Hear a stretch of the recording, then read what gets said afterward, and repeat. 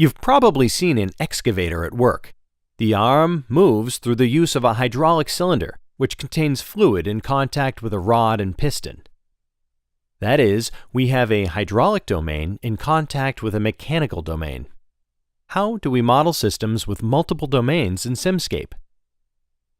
Let's start by taking a closer look at the cylinder. When the pressure and the hydraulic fluid changes, the rod will move inside the cylinder, and so will the excavator arm.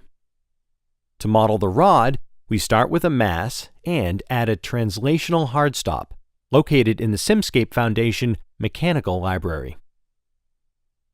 The hardstop ensures that our rod moves between defined upper and lower boundaries. On the excavator, this gives the range of angles the arm can swing based on the minimum and maximum positions.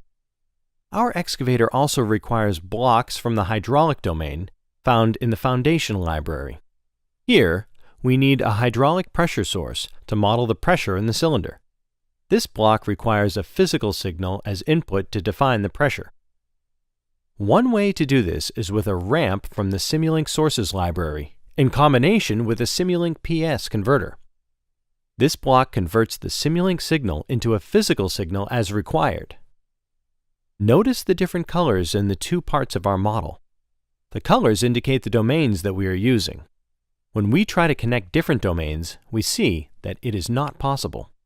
The law of conservation of energy states that energy cannot be created or destroyed, but transferred from one object to another.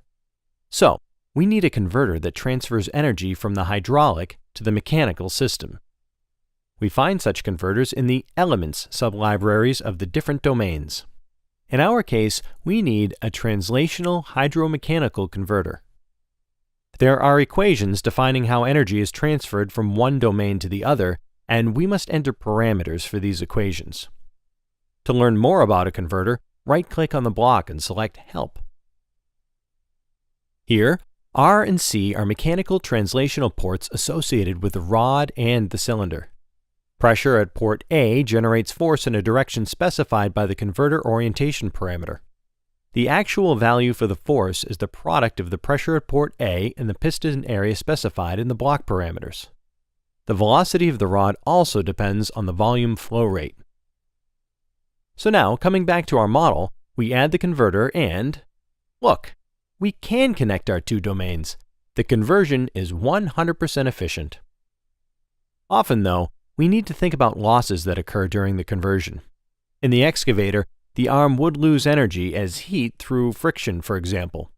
No problem. Every domain has blocks for losses as well. Let's add a linear hydraulic resistance block to account for resistance the fluid is facing, and a translational friction block to model the friction of the rod. Now, let's simulate the dynamics of the rod. The velocity increases slowly in the beginning because it has to overcome friction. Just after 9 seconds, the rod position reaches the hard stop and the velocity is 0. When we compare this to the ideal converter, we see that losses have a big impact. The rod moves slower and takes much longer to reach the hard stop than if we ignore friction. So remember, converter blocks help us model systems across multiple domains with just a little working knowledge of the physical connections.